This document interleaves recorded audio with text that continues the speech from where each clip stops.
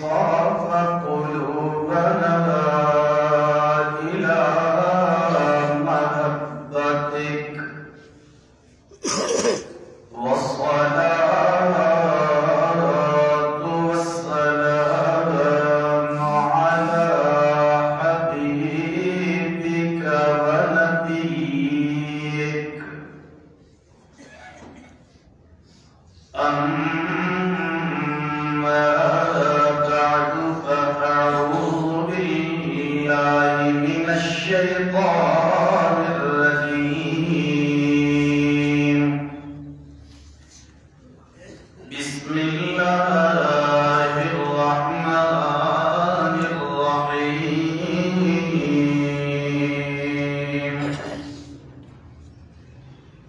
قل إن كنتم تحبون الله فاتبعوني يحببكم الله.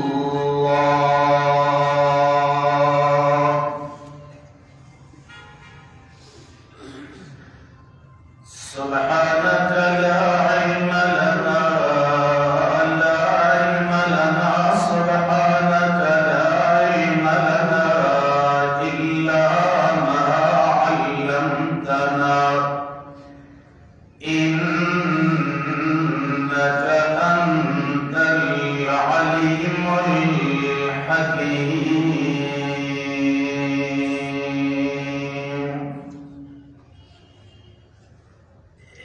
یوں تو سارے نبی محترم ہیں مگر یوں تو سارے نبی محترم ہیں مگر سرور انبیاء تیری کیا بات ہے. رحمت دو جہاں ایک تیری ذات ہے. رحمت دو جہاں ایک تیری ذات ہے. اے حبیب خدا تیری کیا بات ہے. بزم کونوں مکان پر نکھارا گیا. بزم کونوں مکان پر نکھارا گیا. روح انسانیت کو قرارا گیا. مرحبا مرحبا ہر کسی نے کہا. آمد مصطفیٰ تیری کیا بات ہے.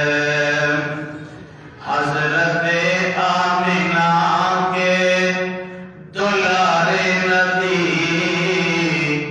حضرت آمنہ کے دلارے نبی.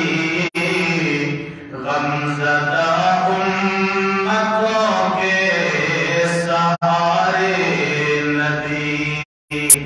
روز محشر کہے گی یہ خلق خدا. روز محشر کہے گی یہ خلق خدا. اے حبیب خدا تیری کیا بات ہے. تمام احباب محبت کے ساتھ آواز بلند نماز والا درود پاک پڑھ لیں.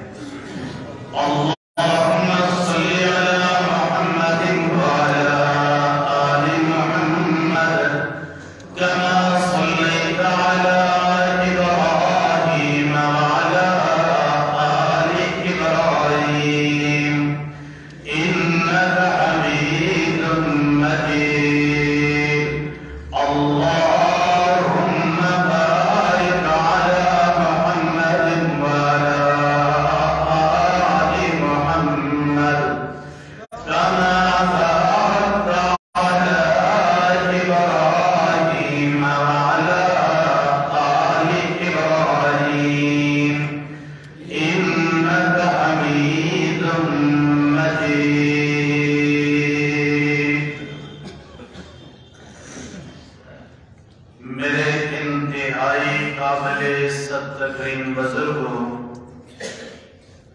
عزیز نوجوان مخلص مسلم میرے دوستوں، میرے بھائیوں، میرے عزیز ساتھیوں،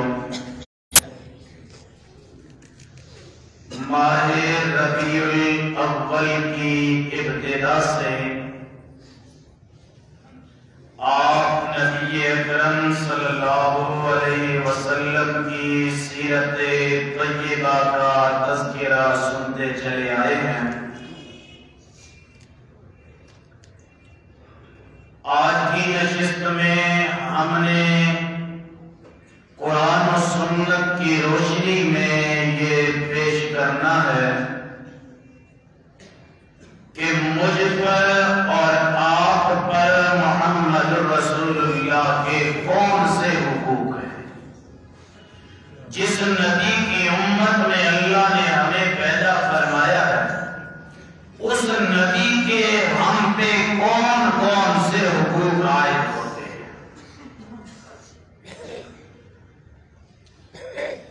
اور ابتداءً یہ سمجھیے کہ اللہ نے جتنی بھی نعمتیں انسان پر کی ہیں، وہ نعمتیں دو طرح کی ہیں، ایک جسمانی نعمتیں، دوسری روحانی نعمتیں۔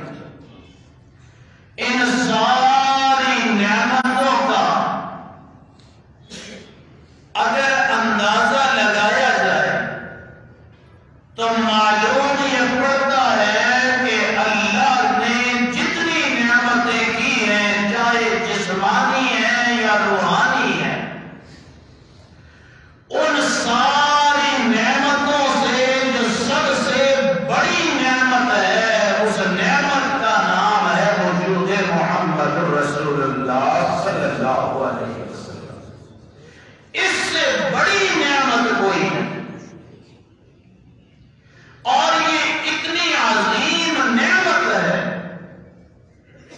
کہ انبیاء بھی دعائیں کرتے رہے۔ موسیٰ کلیم اللہ نے ہاتھ اٹھائے، فرمایا اللہ جس نبی کا تذکرہ میں تورات میں پڑھتا ہوں، اللہ مجھے تو نے اپنا کلیم بھی بنایا، صاحب شریعت نبی بھی بنایا، مجھے امت بھی عطا کی، لیکن کاش اللہ تو مجھے نبی نہ بناتا، مجھے اس محمد رسول اللہ کا امتی بنا دیا ہوتا۔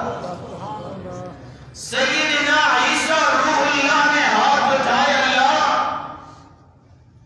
تو نے مجھ پہ بے شمار انعامات کیے، بغیر باپ کے اللہ تو نے مجھے پیدا فرمایا، ماں کی گود میں مجھے بولنا نصیب فرمایا، مجھے معجزات سے نوازا، مجھے صاحب شریعت نبی بنایا، انجیل جیسی کتاب مجھے عطا کی۔ اللہ انعامات تو نے بے شمار کیے ہیں، لیکن اللہ میری التجا ہے، اللہ مجھے بھی اپنے آخری نبی کا امتی بنا دیا ہوتا۔ رب نے عیسیٰ روح اللہ کی اس دعا کو شرف قبولیت بخشا، زندہ آسمانوں پہ اللہ نے اٹھا دیا، قرب قیامت میں اللہ دوبارہ زمین پہ بھیجیں گے، وہ نبی بن کے نہیں آئیں گے، محمد رسول اللہ کے امتی بن کے آئیں گے۔ تو سب سے بڑی نعمت ہے تو وجود محمد رسول اللہ علیہ وسلم۔ اگر یہ نعمت نہ ہوتی، کوئی نعمت کسی کام کی نہ ہوتی، ساری نعمتوں کا منبع اور مرکز اللہ نے میرے اور آپ کے نبی کے وجود کو بنایا ہے، اور وجود محمد رسول اللہ اتنی بڑی نعمت ہے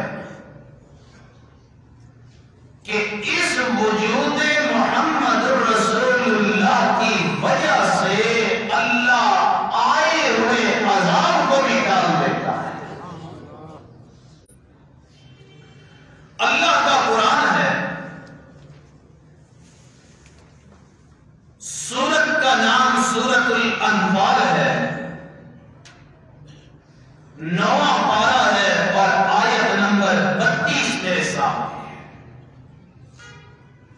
وجود محمد رسول اللہ والی نعمت کا ذکر کر کے رسول اللہ کی امت پہ کیا حقوق ہیں ان کا تذکرہ کرنا چاہتا ہوں۔ 9واں پارہ سورۃ الانفال آیت نمبر 32 فرمایا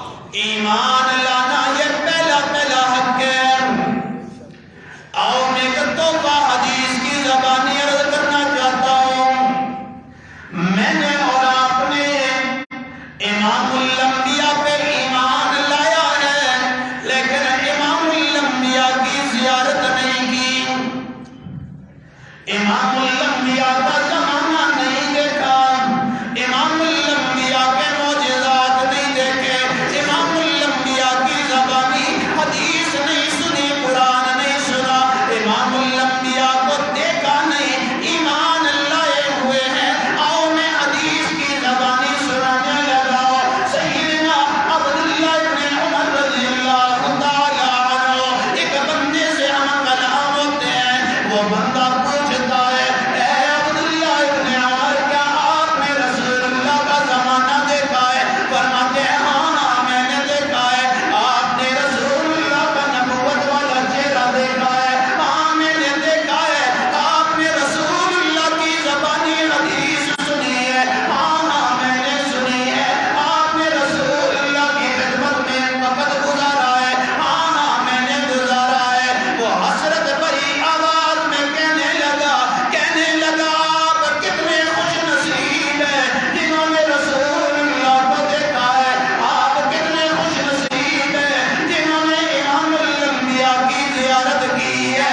اے کاش میں بھی پہلے پیدا ہوا ہوتا، اے کاش میں بھی رسول اللہ کے زمانے میں آیا ہوتا، میں بھی رسول اللہ کی زیارت کر لیتا، میں بھی نبوت والے چہرے کو دیکھ لیتا۔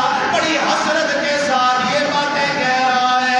ارے میں تو پیدا بعد میں ہوا، تم کتنے خوش نصیب ہو، رسول اللہ کو دیکھا ہے اور ایمان لایا ہے۔ جب تم پڑھتے ہوں گے اشہد ان محمدًا عبدہ ورسولہ، ادھر زبان پہ جملہ آتا ہوگا، ادھر سامنے محمد رسول اللہ کے نبوت والے چہرے کو دیکھتے ہوں گے۔ جب مؤذن کہتا ہوگا اشہد ان محمد رسول اللہ، پلٹ کے رسول اللہ کے چہرے کو دیکھتا ہوگا۔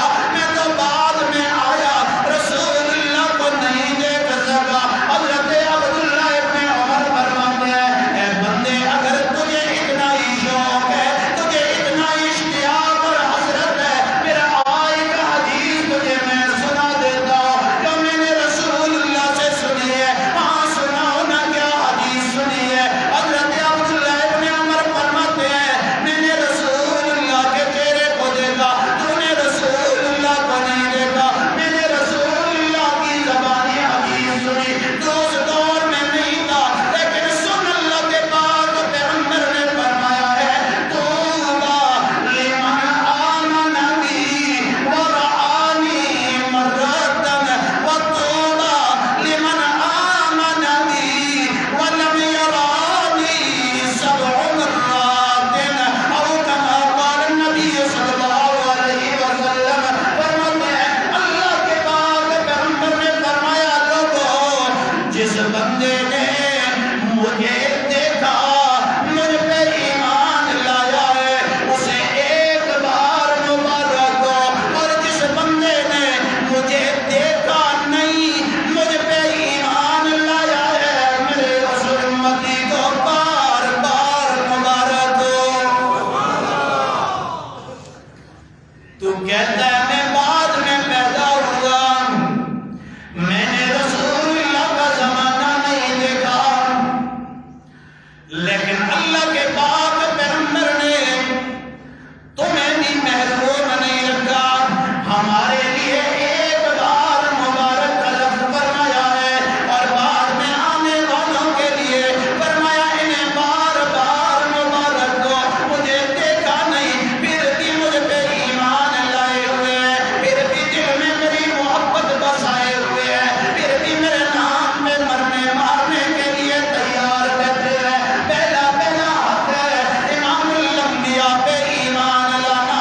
آج دنیا عیسائیت بھی سن لے، دنیا یہودیت بھی سن لے، سوالات انبیاء کو مان لو، ساری کتابوں کو مان لو، جب تک محمد رسول اللہ کا کلمہ نہیں پڑھو گے کبھی کامیاب نہیں ہو سکتے۔ پہلا حق ہے امام الانبیاء پہ ایمان لانا، اور ایمان بھی یوں لانا کہ امام الانبیاء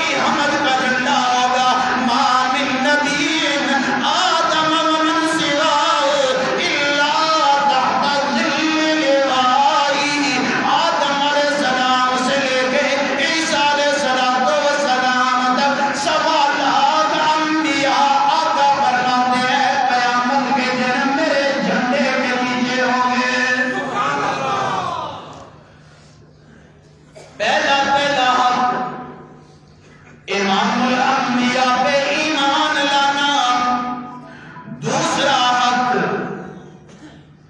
امام الانبیاء سے محبت کرنا،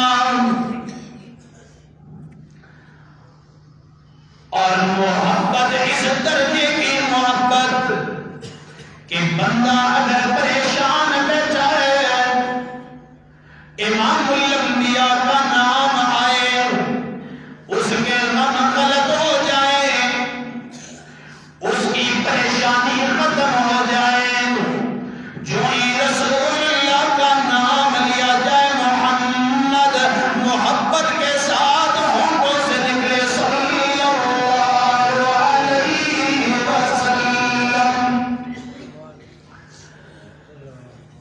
اور جس محفل میں امام الانبیاء کا ذکر ہو،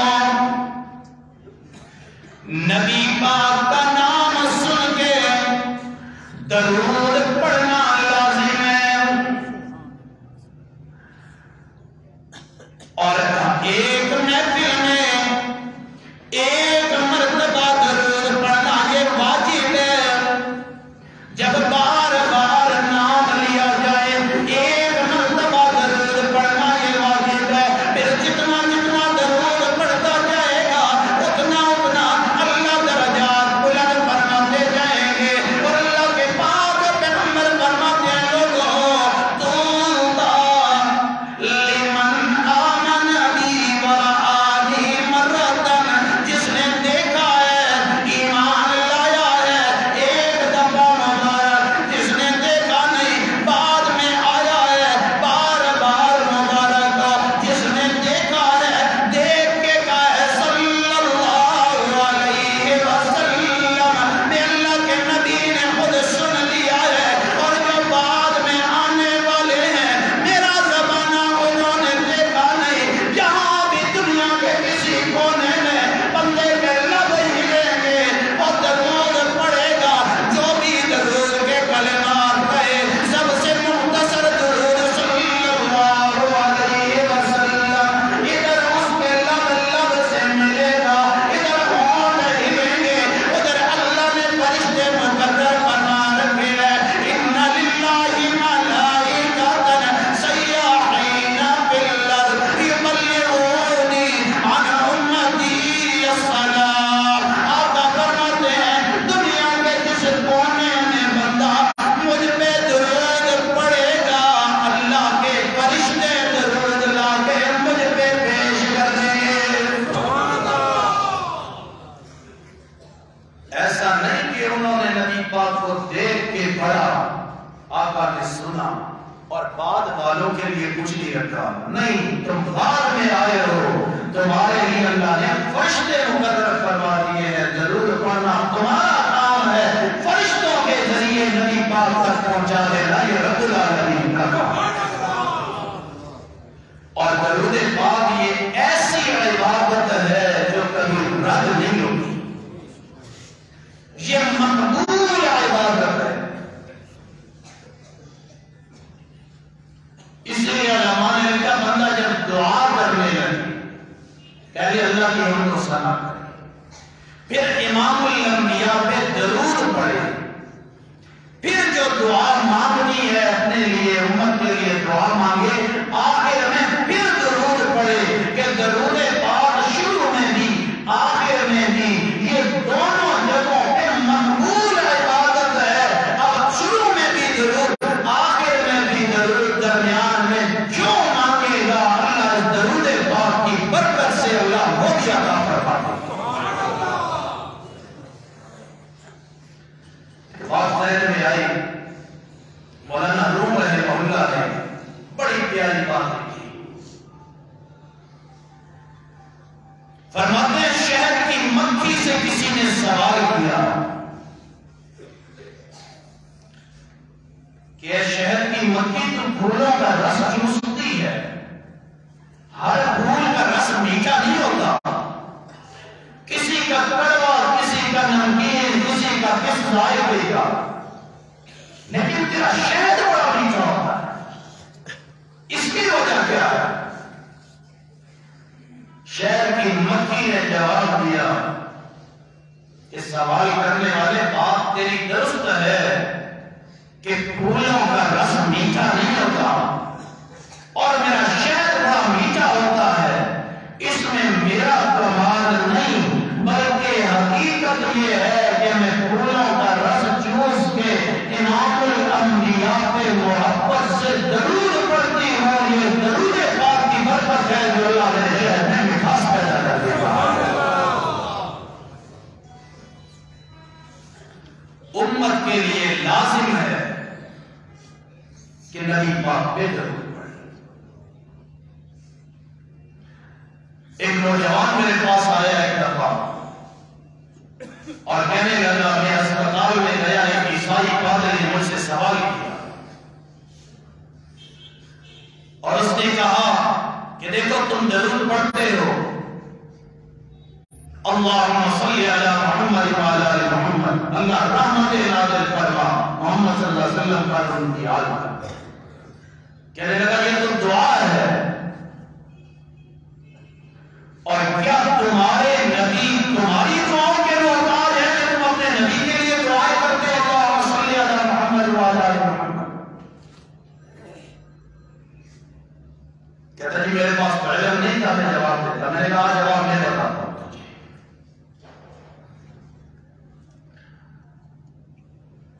ہم درود پڑھتے ہیں نبی پاک پہ، نبی پاک ہماری دعاؤں کے محتاج نہیں ہے، نبی پاک ہماری دعاؤں کے محتاج نہیں ہے۔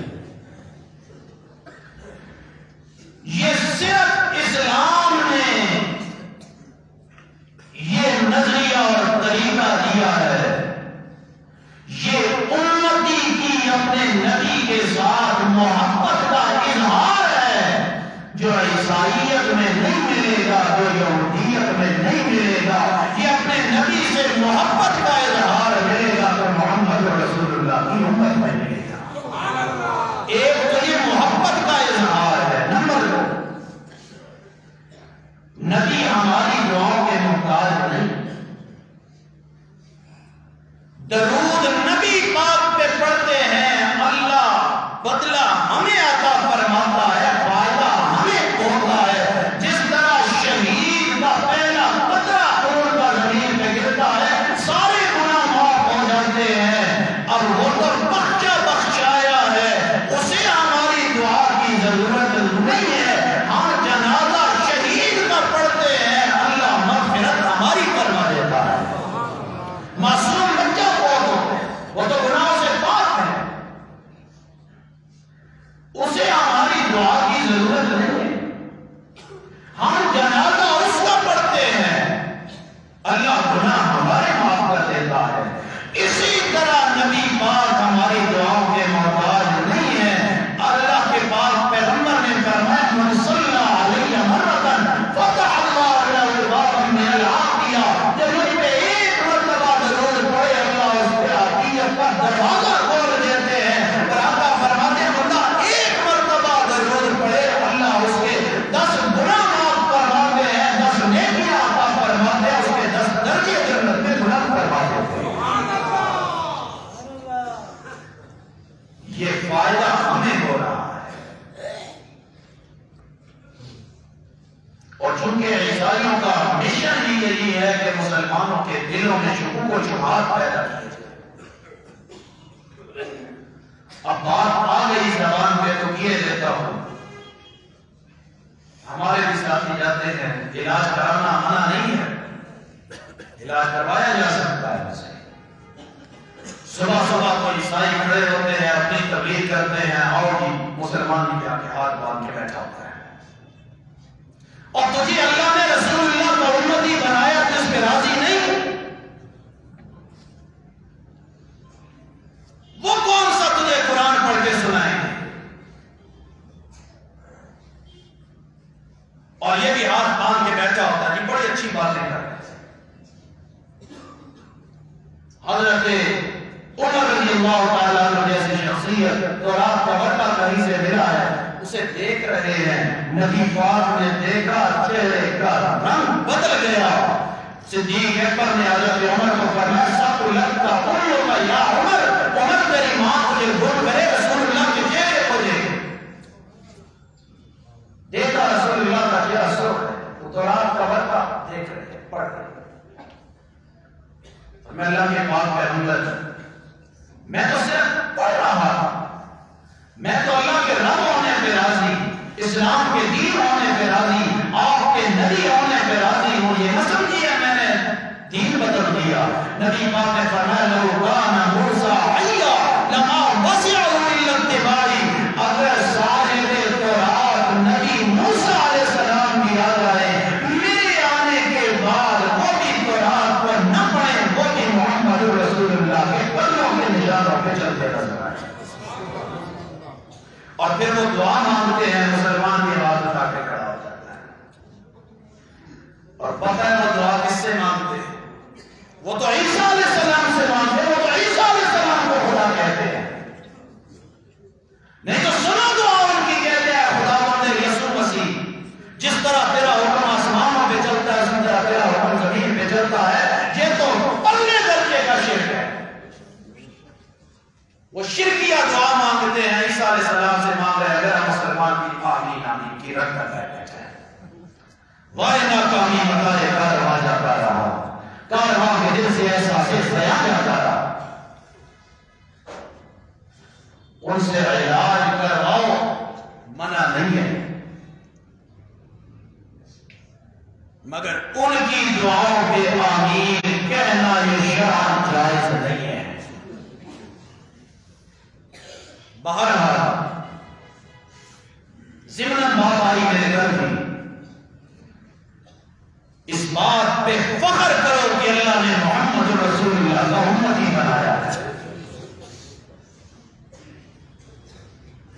اس سے بڑی فضیلت امتی کے لیے کوئی نہیں کہ وہ اس نبی کا امتی ہے جس نبی کی امت میں آنے کے لیے انبیاء نے دعائیں مانگی۔